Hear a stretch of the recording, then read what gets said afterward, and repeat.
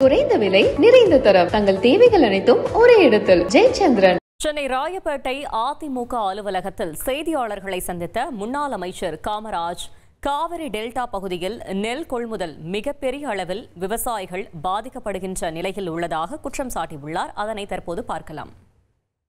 கவன ஈர்ப்பு தீர்மானம் என்னன்னா, நெல் வந்து எங்க பார்த்தாலும் சாலைகளை கொட்டி கிடக்கு, முளைச்சி கிடக்கு, பார்க்கறதுக்கு எல்லா டிவிலையும் வருது, எல்லா பத்திரிகைகளும் வருது, மக்கள் பிரதிலாம் சொல்றாங்க, பார்க்கறதுக்கு ரொம்ப கஷ்டமா இருக்கு, உடனே நீங்க கொள்முதல் செய்யணும், நெல் முளைச்சி போயிட்டு ஈரப்பதம் கூடுதலாக இருக்கிறது.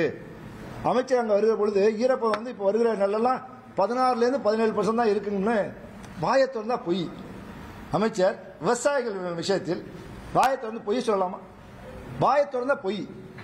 அவர் அங்கே வந்தப்போ சொல்லிட்டு வர்றாரு, அண்ணன் சொல்றாரு 17% ஈரப்பதம் இல்லை, 22% வரைக்கும் ஈரப்பதம் போயிடுச்சு, அதனால 22% வரைக்கும் ஈரப்பதத்தை நீங்க வந்து எடுக்கணும், 1000 மூட்டை ஒரு நாளைக்கு கொள்முதல் பண்ணணும், அப்பதான் நீங்க வந்து உடனே நெல் எடுக்கலாம்னு சொல்லி அண்ணன் வந்து கவன ஈர்ப்பு தீர்மானம் கொண்டு வராங்க. பொதுச்செயலாளர் முதலமைச்சரும் இருக்கிறார். எங்களுக்கு இருக்கிற வருத்தம் எல்லாம், டெல்டா பகுதியில் இருக்கிற விவசாயிகளுக்கு இருக்கிற வருத்தம் எல்லாம் டெல்டாக்காரன் என்று சொல்லிக் கொள்கிற முதலமைச்சரும் அங்கே இருக்கிறார், அவையில இருக்கிறார். அவர் வந்து சக்கரபாணி எழுந்து பேசுறத கேட்டுட்டு உட்கார்றாரு தவிர ஒரு வார்த்தை கூட ஏன் பதட்டத்தோடு பேசுகிறார். முன்னாள் முதலமைச்சர், நாள் எதிர்க்கட்சி தலைவர் எடப்பாடியார் அவர்கள் வந்து விவசாயிகளுடைய நிலைமையை அப்படியே பேசுகிற பொழுது இவ்வளவு பிரச்சனை இருக்கப்போ உடனே நாங்கள் நெல்லை எடுக்கிறோம்னு சொல்லி முதலமைச்சர் எழுந்து சொல்லியிருக்கலாம். முதலமைச்சர் வந்து சொல்லலை. சக்கரபாணி வழக்கம் போல எழுந்து பொய்யை சொல்றார். என்ன பொய் சொல்றாருன்னா, வந்து நாங்கள் ஒரு நாளைக்கு 2000 மூட்டை ஒரு சென்டரில் பிடிக்கிறோம்,